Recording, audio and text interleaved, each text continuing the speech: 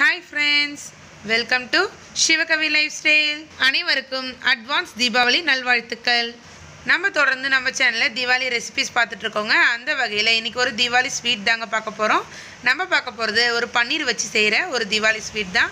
ஆமாங்க, நம்ம இன்னைக்கு ரசமலை செய்யறது எப்படின்னு தாங்க பார்க்க போறோம். பன்னீர் எப்படி செய்யறது அப்படின்றது முதற்கொண்டு இந்த ஸ்வீட் செஞ்சு முடிக்கிற வரைக்கும் சில டிப்ஸ் அண்ட் ட்ரிக்ஸ்லாம் உங்களுக்கு இதில் நான் சொல்லியிருக்கேன். அதனால் வீடியோவை ஸ்கிப் பண்ணாமல் பாருங்கள். அடுத்து நீங்கள் இன்னும் நம்ம சேனலை சப்ஸ்கிரைப் பண்ணாமல் இருக்கீங்கன்னா கீழே இருக்க செகப் பட்டன் சப்ஸ்கிரைப் பண்ணிக்கோங்க. பக்கத்தில் இருக்க பெல் பட்டன் அழுத்தி ஆல் அப்படி கொடுத்துக்கோங்க. அப்போ தான் நாங்கள் போடுற எல்லா வீடியோ உங்களுக்கு நோட்டிஃபிகேஷனில் வரும். நீங்கள் எந்த வீடியோவுமே மிஸ் பண்ணாமல் பார்க்க முடியும். சரி வாங்க, இப்போ நம்ம வீடியோக்குள்ளே போகலாம்.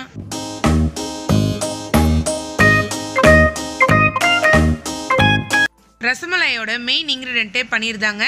பன்னீர் செய்கிறது எப்படின்னு ஏற்கனவே நான் ரசகுல்லா செஞ்ச அந்த ரெசிபி வீடியோலேயே சொல்லியிருக்கேன். ஆனால் இன்னொரு தடவை உங்களுக்கு தெளிவாக சொல்லிடுறேங்க. பாலை ரொம்ப கொதிக்க விடக்கூடாதுங்க பன்னீர் திரிக்கும் போது. அது ஒரு சின்ன டிப் தான். ஏன்னா பால் ரொம்ப கொதிக்க விட்டிங்கன்னா ரொம்ப ஹார்டாகிடும் பன்னீர். அதனால் பால் லைட்டாக பொங்கி வர ஸ்டேஜ்லேயே நீங்கள் எலுமிச்சம்பழத்தை ஊற்றி அதை திரிச்சிக்கலாம். அடுத்து பார்த்தீங்கன்னா எலுமிச்சம்பழத்தை விட நீங்கள் வினிகர் சேர்த்திங்கன்னா இன்னுமே நல்லா திரியும், நல்லாவே இருக்கும் பன்னீர் சாஃப்டாக.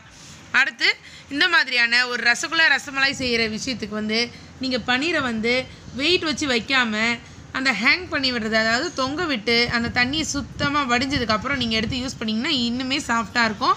நீங்கள் அந்த வெயிட் வைக்கிறதுலாம் எதில் வைக்கணும்னா இந்த பன்னீரில் அந்த பன்னீர் பட்டர் மசாலாவுக்கு கடாய் பன்னீருக்குலாம் யூஸ் பண்ணுறோம் இல்லைங்களா, அந்த பன்னீருக்கு தான் நீங்கள் வெயிட் வச்சு இன்ஸ்டண்ட்டாக நம்ம பன்னீரை ரெடி பண்ணிக்கலாம். இப்போ பன்னீர் நான் ஏற்கனவே ரெடி பண்ணி வச்சுட்டேங்க. இப்போ அடுத்து என்ன பண்ணலான்னு பார்க்கலாம் வாங்க. நான் இன்றைக்கி 1 லிட்டர் பாலில் பன்னீர் செஞ்சு வச்சுருக்காங்க. பன்னீரை நல்லா உதுத்து விட்டுக்கிட்டேன். நல்லா நம்ம உள்ளங்கையில் அழுத்தம் கொடுத்து பன்னீரை நல்லா பிசைஞ்சு விட்டுருணுங்க.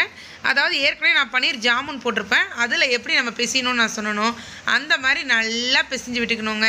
அதாவது நம்ம அழுத்தம் கொடுத்து இது பண்ணுறதுக்கு இந்த கிரம்பிளாக, அதாவது உதிராக இருக்கு இல்லைங்களா பன்னீர், இந்த பன்னீர் நல்லா சேர்ந்து நான் ஏற்கனவே சொன்ன மாதிரி மை மாதிரி, அதாவது நல்லா ஸ்மூத்தாக வழன்னு இருக்கணுங்க. அந்த மாதிரி நம்ம செஞ்சுக்கணும்.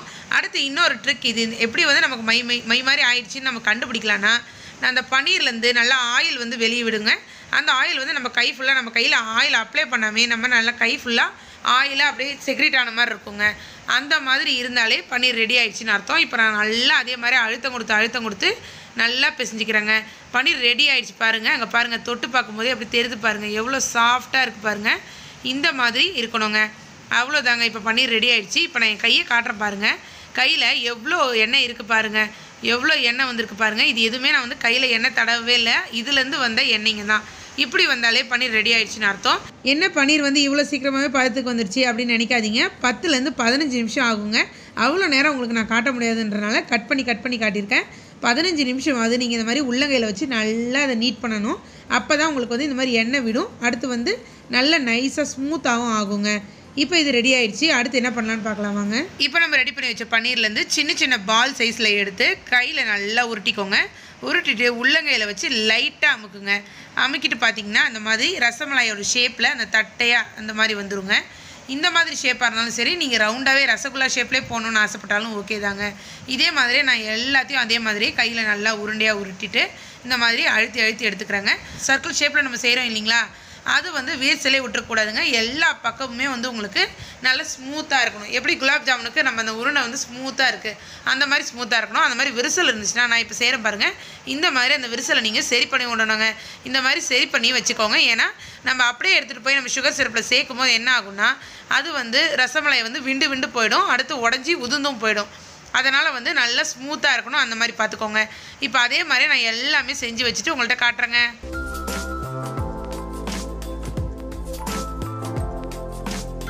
அவ்வளோதாங்க, எல்லா பன்னீரையும் ஷேப் பண்ணி வச்சுட்டேன். இப்போ அடுப்பில் ஒரு டீப்பான கேசரோல் வச்சுருக்கேங்க. இப்போ இந்த கேசரோலில் சுகர் சிரப் செஞ்சுக்குவோங்க. நான் இன்றைக்கி 1 கப் அளவுக்கு சுகர் சேர்த்துக்கிறேங்க. இந்த 1 கப் அளவுக்கு சுகருக்கு 4 கப் அளவுக்கு தண்ணிங்க. ஏன்னா ரொம்ப தண்ணியாக இருக்கணும் சுகர் சிரப், அப்போ தான் கொதிக்கும் போது சர்க்கரை பூக்காதுங்க. இப்போ இதை என்ன பண்ண போகிறோன்னா, சர்க்கரை நல்லா கலந்து விட்டுக்கிறேங்க. சர்க்கரை நல்லா கரைஞ்சிடணும். கரைஞ்சதுக்கப்புறம் ஒரு மூடி போட்டு மூடிக்கிறேங்க.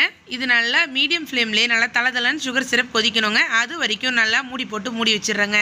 இப்போ இந்த பக்கம் இதை மூடி போட்டு இருக்கும்போதே அந்த பக்கம் வந்து ஒரு பேன் வச்சு நான் ஒரு 1/2 லிட்டர் அளவுக்கு பால் சேர்த்துக்கிறேங்க. பால் நல்லா திக்காக ஆக்கணுங்க. ஏன்னா இது ரசமலாய்க்கு நம்ம பாதாம் பால் செய்யணும் இல்லைங்களா, அதுக்காக இந்த பால். இப்போ இந்த பால் சூடு ஏறிக்கிட்டே இருக்கட்டும்ங்க. அதுக்குள்ளே இந்த பக்கம் பார்த்திங்கன்னா நம்மளோட சுகர் சிரப் நல்லா தளதளன்னு கொதிக்க ஆரம்பிச்சிடுச்சு. இப்போ நம்ம செஞ்சு வச்சோம் இல்லைங்களா அந்த பன்னீரில் ரசமலாய் ஷேப்பில், அதையெல்லாம் இதில் சேர்த்து நல்லா நம்ம கொதிக்க விட்டுருவோங்க. இப்போ எல்லாத்தையும் இதில் சேர்த்துட்டு உங்கள்கிட்ட காட்டுறேங்க.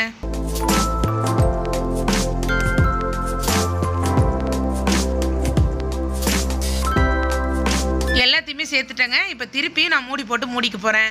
இப்போ அதே மீடியம் ஃப்ளேமில் இது நல்லா அப்படியே ஒன்று மேலே ஒன்று மோதி நல்லா வேகணுங்க. அது வந்து டபுள் த சைஸ் ஆகணுங்க, அது வரைக்கும் வேகணுங்க. இப்போ அதுக்குள்ளே இந்த பக்கம் பார்த்தீங்கன்னா பால் வந்து நல்லா பொங்கி வர ஸ்டேஜில் வந்துடுச்சு. இப்போ மீடியம் ஃப்ளேமில் வச்சு இந்த மாதிரி நல்லா ஸ்க்ரேப் பண்ணி விட்டுக்கோங்க.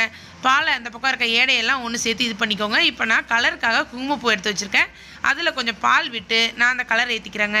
இப்போ இது நல்லா அங்கே பாருங்கள் கொஞ்சம் சுண்டி வந்துடுச்சு. இந்த டைமில் நம்ம ரெடி பண்ணி வச்சோம் இல்லையா அந்த குங்குமப்பூவோட பாலை இதில் சேர்த்துக்கலாம். இது ஆப்ஷனல் தான், நீங்கள் கலர் பவுடர் கூட சேர்த்துக்கலாம். இப்போ இது நல்லா கலந்து விட்டுக்கிறேன். இது இன்னும் கொஞ்சம் சுண்டணும். இப்போ இன்னும் கொஞ்சம் சுண்டினதுக்கப்புறம் பால் ரொம்பவே ஸ்வீட்டாக இருக்கும். அதனால் உங்களுக்கு எவ்வளோ சக்கரை தேவையோ அவ்வளோ சேர்த்துக்கோங்க. சர்க்கரையை சேர்த்துட்டு நான் நல்லா கலந்து விட்டுக்கிறேங்க. வாசனைக்கு ஏலக்காய் தூள் சேர்த்துக்கிறேங்க. இப்போ இது நல்லா கலந்து விட்டுக்கிறேன். இது இன்னும் கொஞ்சம் சுண்டணும், ரொம்ப திக்காகணும்லாம் இல்லைங்க, ரொம்ப மீடியமாக இருந்தால் போதும். இப்போ இது நல்லா சுண்டதுக்கப்புறம் நான் இந்த பக்கம் பாதாம்லாம் துருவி வச்சுருக்கேன். அந்த பாதாமை இதில் சேர்த்துக்கிறேன். இப்போ அவ்வளோதாங்க, நம்மளோட பாதாம் பால் ரெடி ஆகிடுச்சு. நான் இப்போ அடுப்பை ஆஃப் பண்ணிக்கிறேன். இப்போ அந்த பக்கம் நம்ம போட்டோம் இல்லைங்களா அந்த பன்னீர் பால்ஸ்லாம், அதெல்லாம் ரெடி ஆகிடுச்சான்னு போய் பார்க்கலாம் வாங்க. நம்ம சுகர் சிரப்பில் சேர்த்தோம் இல்லைங்களா அந்த பன்னீர் பால்ஸ்லாம் எப்படி பாருங்கள் டபுள் த சைஸ் ஆகிருக்கு. இந்த மாதிரி டபுள் த சைஸ் ஆகணுங்க. இப்போ ரெடி ஆகிடுச்சின்னு அர்த்தம். நான் அடுப்பை ஆஃப் பண்ணிக்கிறேன். இப்போ நம்ம என்ன பண்ண போகிறோம்னா ஒவ்வொரு பன்னீர் பாலாக எடுத்து, அதாவது இதை ரசகுல்லான்னு நீங்கள் சொல்லிக்கலாம், ரசமலாயின்னு சொல்லிக்கலாம், அதை எடுத்து அந்த சுகர் சிரப்லேருந்து அதை லைட்டாக புழியணுங்க. அதாவது நான் இன்றைக்கி இங்கே பாருங்கள் இந்த மாதிரி வச்சு ஒரு லைட்டாக அழுத்து, இப்படி தாங்க லைட்டாக அழுத்தணும். அழுத்திட்டு அந்த பாதாம் பால் இருக்கு இல்லைங்களா அதில் சேர்த்துடணுங்க. நீங்கள் ரொம்ப அழுத்திட்டிங்கன்னா பன்னீர் வந்து விண்டு போயிடும். அதனால தான் சொல்கிறேன். அந்த சுகர் சிரப்பை நல்லா உறிஞ்சிட்டு அதுக்கப்புறம் இந்த பாதாம் பால் நம்ம போடும்போது இந்த பாதாம் பாலை நல்லா உறிஞ்சிக்குங்க. அதனால தான் இது மாதிரி எல்லாத்தையும் சேர்த்துட்டு இங்கே பாருங்கள் எவ்வளோ சூப்பராகிடுச்சு. நான் எல்லாத்தையும் சேர்த்துட்டேங்க. இப்போ இது நல்லா ஊறணும். ஒரு 2-3 மணி நேரம் ஊறட்டும். ஊறினதுக்கப்புறம் பிளேட்டிங் பண்ணிக்கலாங்க. நம்மளோட சூப்பரான ரசமலாய் ரெடி. அது செம சாஃப்டாகவும் செம ஸ்பாஞ்சியாக இருந்துச்சுங்க. நீங்கள் கண்டிப்பாக இதை ட்ரை பண்ணி பார்க்கணும். செம டேஸ்ட்டாக இருந்துச்சுங்க. அந்த பாதாம் பால் கூட அந்த பன்னீர் பால்ஸ் வந்து நல்லா ஊறி நல்லா சாஃப்டாக இருந்துச்சுங்க. கண்டிப்பாக நான் சொன்ன எல்லா ஸ்டெப்பையும் ஃபாலோ பண்ணுங்கள். எந்த மெஷர்மெண்ட்டையுமே மாற்றாதீங்க. அவ்வளோ சூப்பராக வருங்க. இந்த தீபாவளிக்கு நீங்கள் கண்டிப்பாக இதை ட்ரை பண்ணி பார்த்துட்டு எப்படி இருந்துச்சு வந்து என் கூட கமெண்ட்டில் ஷேர் பண்ணிக்கோங்க. இந்த வீடியோ உங்களுக்கு பிடிச்சிருந்தா லைக் பண்ணுங்கள். இந்த வீடியோவெல்லாம் உங்கள் ஃப்ரெண்ட்ஸ்க்கு ஷேர் பண்ணுங்கள். நீங்கள் இன்னும் நம்ம சேனலை சப்ஸ்கிரைப் பண்ணாமல் இருக்கீங்களா, அப்போ கீழே இருக்க செகண்ட் பட்டன் சப்ஸ்கிரைப் அழுத்தி சப்ஸ்கிரைப் பண்ணிக்கோங்க. பக்கத்தில் இருக்க பெல் பட்டன் அழுத்தி ஆல் அப்படி கொடுத்துக்கோங்க. அப்போ தான் நாங்கள் போடுற எல்லா வீடியோ உங்களுக்கு நோட்டிஃபிகேஷனில் வரும். நீங்கள் எந்த வீடியோவுமே மிஸ் பண்ணாமல் பார்க்க முடியும். அடுத்து ஒரு சூப்பரான ரெசிபி வீடியோட உங்களை வந்து சந்திக்கும் வரை until then bye from Sivakavi life style.